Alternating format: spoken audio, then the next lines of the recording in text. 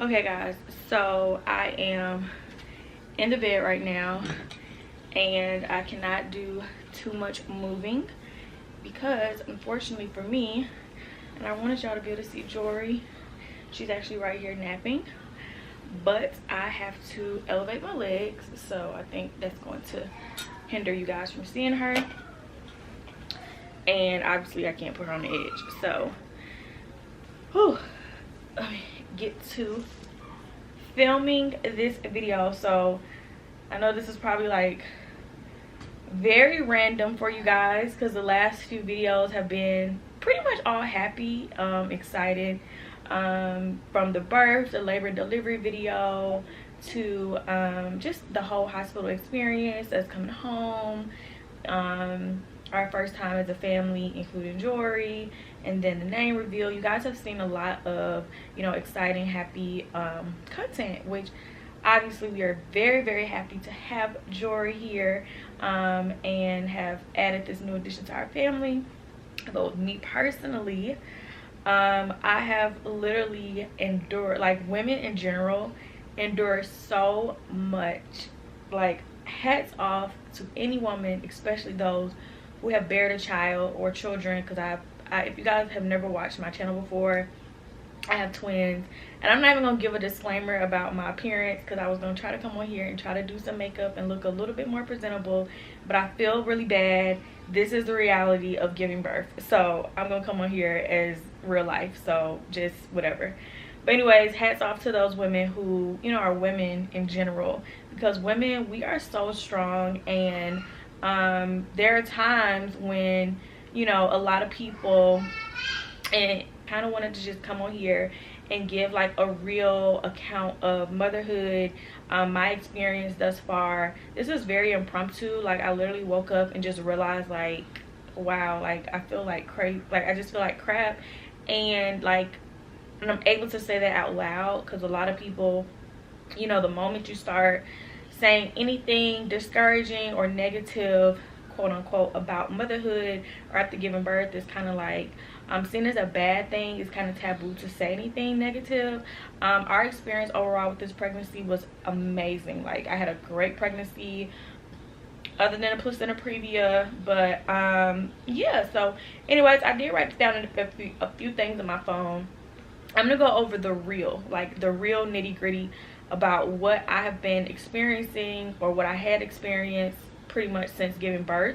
I'm not gonna go into the pregnancy details because, like I said, I had a relatively great pregnancy compared to the twins. So first things first, I had to have a C-section. So this is my second C-section. I had one with the girls. My experience with having a C-section with the girls was completely different because the girls was an emergency C-section, whereas this time it was a planned scheduled C-section. And it still bothers me. Me and Babe have been praying heavily over, you know, us having to deal with the C-section because I really wanted to do vaginal. The doctors told me that I had placenta previa, which is pretty much low-lying placenta, the placenta covering your cervix. So all my friends who had placenta previa, or people who I knew, like, their doctors went by the whole policy of we're gonna wait till 37 weeks. My doctor's office did not. I tried to advocate for myself as much as I possibly could, but they assured me that it was absolutely necessary because I had a previous placenta previa. So anyways, the day of the procedure, there were a lot of different complications. I talked about in a labor delivery video. I'm not going to go into a lot of detail, but pretty much I could feel like they do like a little test on you to see if the epidural worked, the medication they gave you worked, blah, blah, blah. Like, I was literally feeling everything that they were doing. I told the doctor 3, 4, 5, 6, 7 times. And they, I don't know what, like, if it was going in one ear out the other, they thought, oh, like, oh no, she's, or they kept putting more medicine in me and it just still was not working.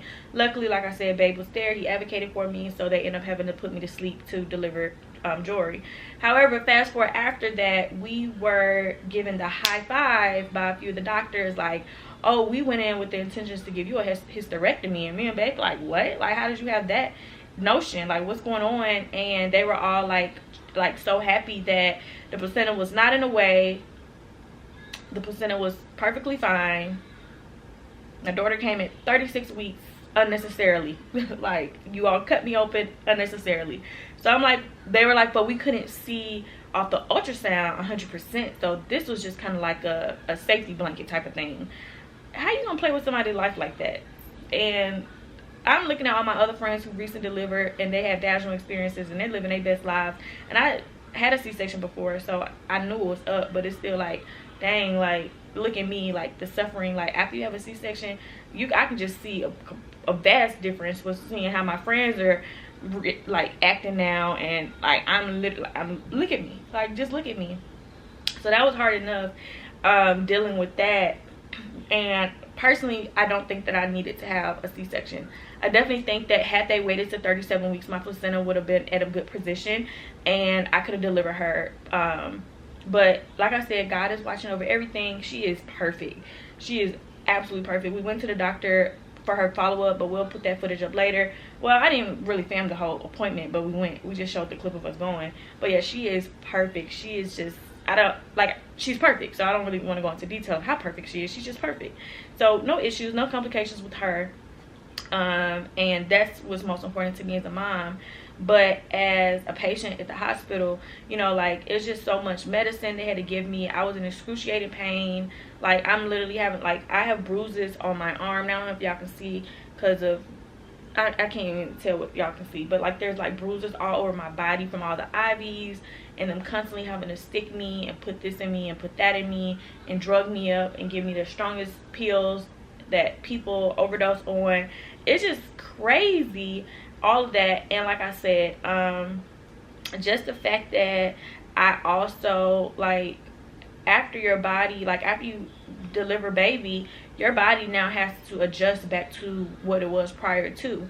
So not only am I healing from a C-section scar, which also was a bonus from delivering early, I mean, for them having to do a repeat C-section, the doctor was, she could be a plastic surgeon the way she didn't hook me up. So that's the only, I was like, okay, at least I can get that. Because before, I mean, it wasn't jacked up before. Like, my C-section was still relatively cute, but for cute C-section scars. But now, y'all, it looks really good. Anyways, so after that, like I said, there's just a lot of things that have to go into, you know, when I gave birth to the girls, for one, they had to stay in the hospital, so I pretty much was able to come home and heal properly without having to worry about getting up, nursing. Now, I did pump feed, but pumping is easier than breastfeeding. Well, it was for me at that time because the girls obviously couldn't latch, blah blah blah. So I didn't mind that. It was hard for like the first few days, but once my boobs got adjusted, it was perfectly fine. So that was that. I got to come home and just exist and heal. I didn't have to worry about being a parent inside my home. All I had to do was drive my car to the hospital where doctors and everybody else was pretty much essentially helping, and I got to still, like I said, go home and heal and rest and this and that. Whereas now I'm a mother of two babies who are 19 months, and they need attention. They don't understand what's going on. They're actually doing really good. I've been an emotional wreck, but the girls are perfectly fine. Like, they're like, we got this, mom. Like, we already know what's up. So that is great for me. Like, they're amazing big sisters, and they love her, and they want to help with everything. I've been trying to incorporate them as much as I possibly can, but I feel bad. You hear Jiya, but yeah, I feel bad because I do have to keep them at a distance for the most part, just because I'm overworking myself. And it's only been 3 days since I've been home, and I have literally overworked myself to the point now I'm swollen. My legs and my feet are ridiculously swollen. I am, like I said, breastfeeding. So now when I'm home, I have to worry about 2 toddlers. Me and Jeremy have done different things, like bringing in a step stool. And I mean, Jeremy does like literally everything possible. And my mom, y'all know, she is our full-time nanny, so she helps out and she does as much as she possibly can. So it's not like I have to do anything, so I'm blessed in that aspect. But then I also think, like, there's women out there who are single moms. For whatever reason, their husband could be in the military, you know, they're just a single mom or whatever it is. So it's like, and then they have C-sections, and people been having C-sections for years. So I tried not to take it personal at first, like with all the body things that I was going through, which I'm gonna get to in a second. But I was just, because I'm like, there's people out there who got to do it regardless. They don't have no full-time nanny or no boyfriend who is active parent in the home to take stress away. They gotta put their twins in their crib and feed them and wake up and do this and do that. Like, that's just the way it is. So that's why I try not to complain, because I always have been the type of person where it's like, well, it can be worse. But now I'm kind of realizing, like, okay, I don't need to discredit my own feelings because of other people's experiences or other things that other people. Sorry guys, camera cut off. But yeah, because my experiences are still too real. So yeah, so my C-section scar is healing. My organs are trying to shift. I have on a piece of a belly piece right now with it trying to compress and keep my back, you know, feeling comfortable, and my organs to shift back the way that they should. But you guys, I am tired. I barely got any sleep in the hospital. Barely got any sleep in the hospital. Breastfeeding was very important to me. Let me not cross my legs. I'm doing bad.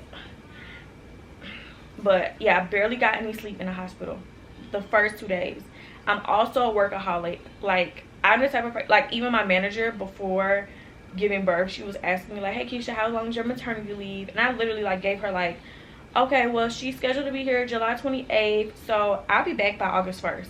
And she was like, okay, cool. And she has not hit me back up. It's August 4th. She only hit me up to say congratulations, but she already pushed, like, she was like, girl, she already had pushed back all my stuff with other companies.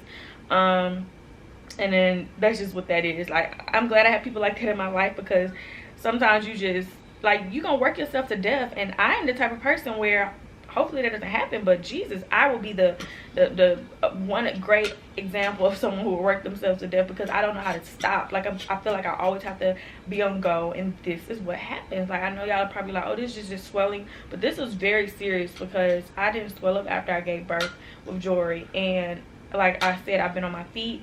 And part of the reason, yes, I've been working a lot, doing a lot of stuff, but I've also been trying to be a mom and be as present with Journie and Jiya, so it doesn't look different. Also, you know, like, once things start being really important to you in life, whether it be career, family, whatever it may be, things that are important to you, I had to realize, like, may not be as important to other people. Things that you may celebrate, your milestones, your victories, your accomplishments, may not be celebrations for other people. So even with that being said, I think the only thing that has kind of gotten me down, and I'm gonna be real with you guys, the only thing that really kind of has gotten me down is because I'm not one to look at my story views or my picture likes or whatever, like the people who like my picture, because I have so many people who like my stuff. So it's kind of like, what am I keeping up with? So I don't really look at it, but sometimes I do. And recently I have, and that's just because anyone who knows me, who loves me, who like really messes with me, like, knows how important it is for me to be a mom. Like, that's my biggest pride in life, is being a mother. And I've seen me post several days in a row, like, videos that I'm posting, pictures of my babies and stuff like that. And I'm seeing certain people looking at my story and not calling me or texting me congratulations. Like, I got offended with a few of my, I don't want to say friends, and one, I really didn't want to say nothing, because I know y'all like to go try to check and see who's this, who's that, and that's just what happens because I'm on social media. My closest, bestest friends all have been very supportive, and like, childbirth is a very scary experience, but like I said, I am learning as I age that things that are important to me may not be things that are important to other people. And also, some people don't show that they care about you the way that I do. Like, some people don't feel like that's all necessary, which is not. People have different ways. Some people, I feel like people these days are like so much emphasis on social media, like being social media friends.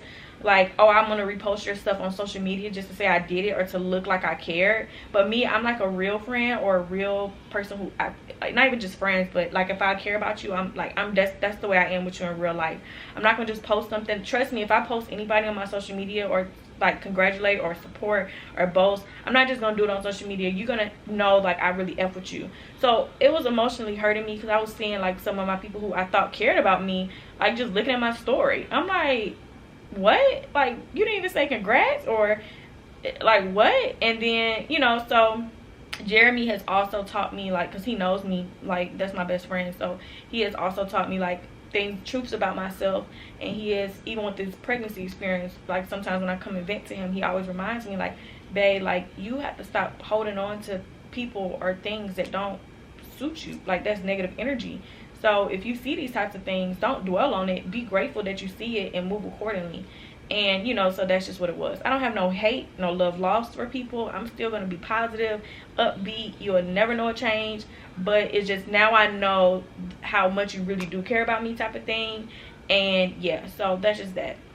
I'm not gonna go out of my way to, you know, introduce my child to you or say, hey, I delivered or something, because I know you've seen it at this point, or I know you know, whatever. And yeah, so anyways, it was just that. And maybe I'm hormonal, so I'm just being dramatic, but I don't think I'm being dramatic.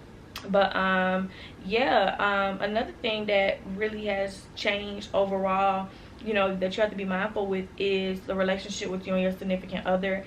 That is greatly impacted because your significant other does not feel anything. They can sympathize or empathize rather with you. Jeremy has seen me broke down on my knees crying in the hospital. Like, he can see all of that. He sees he hears what I'm saying I'm feeling, or in the bed. But when I was pregnant, he sees everything firsthand. Like, him more than anybody has seen everything firsthand, but he never will get it. He would never be able to understand what I'm feeling as a woman going through all these things. So it's very important to have a support system. And when we had Journie and Jiya, it was his first time around having to be a support system when it comes to pregnancy. And so we both had to experience that for the first time, whereas this time, like, now he kind of knew what he did right the first time around, what he didn't do right the first time around.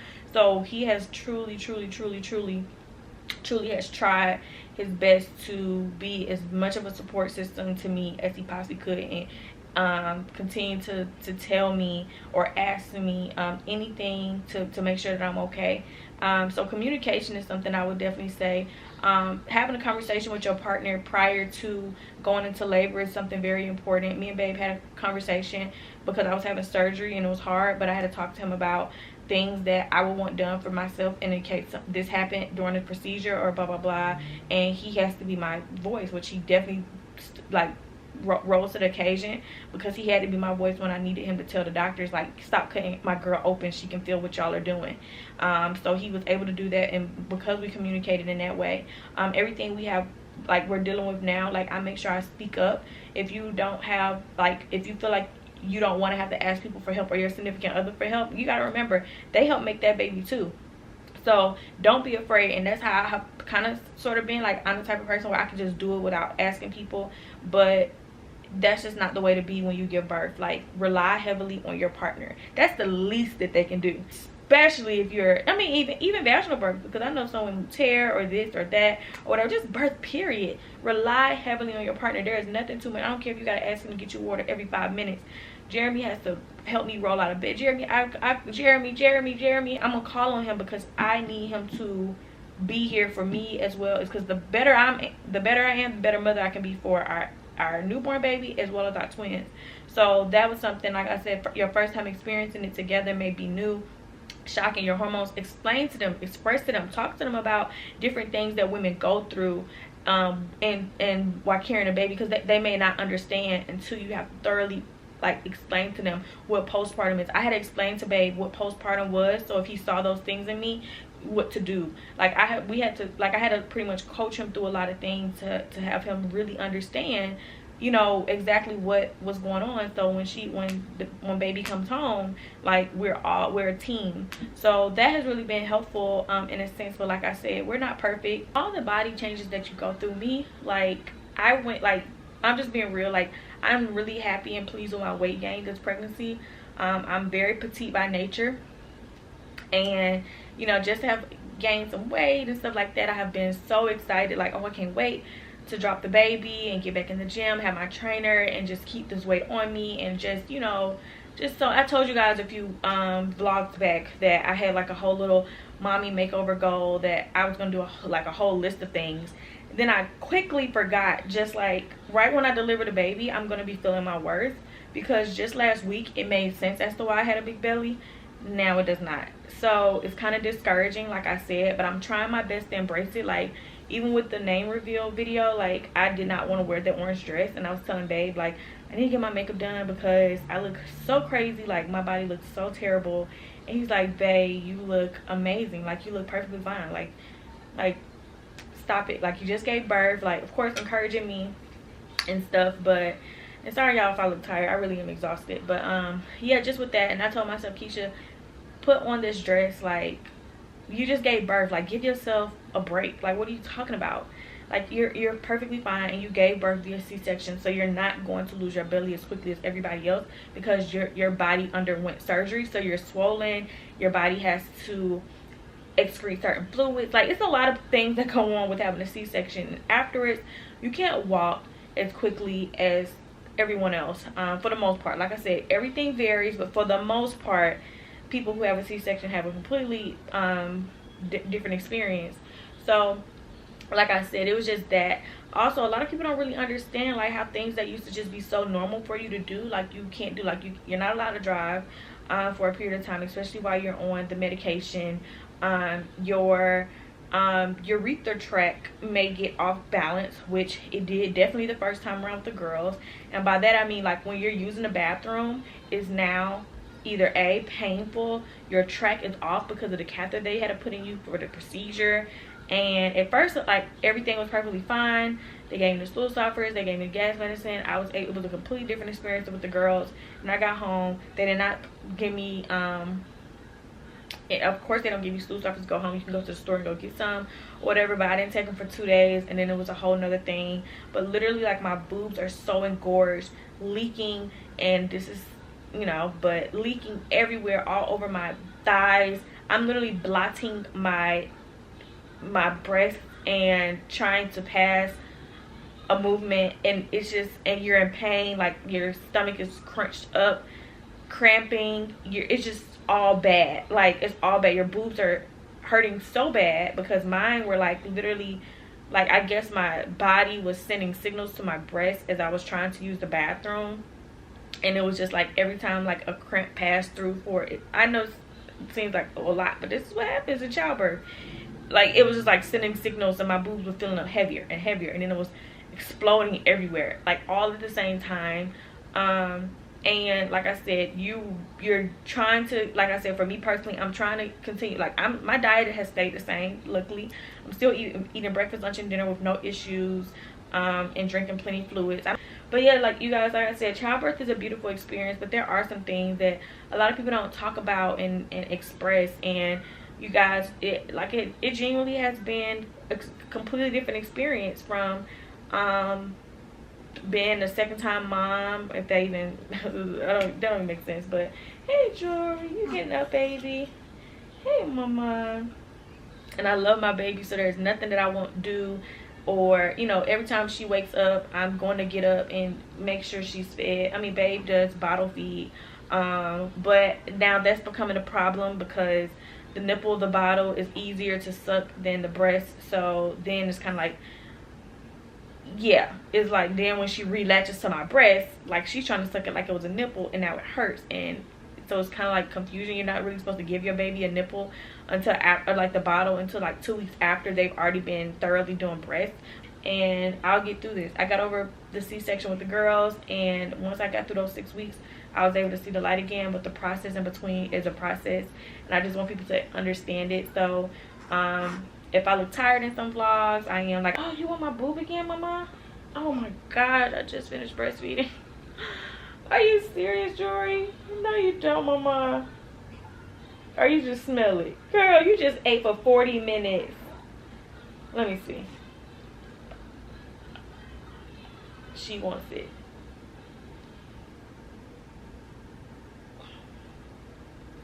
Okay, I don't think y'all can, yeah, y'all can't see anything. But yeah, so, you know, adjusting to motherhood, there have also been other personal things that our family has been adjusting to. A lot of things our family has been adjusting to that me and babe have not shared. We have actually decided to write a book and open up and share those things with you guys via book. And this is definitely going to be a very, very hard process to have the world, like, privy to so much of our personal information. But like I said, given the platform that we have and us having an understanding for what needs to be done regardless, it's the reason why we decided to go ahead and write this book. So link for the book is in the description box, you guys. I will say that.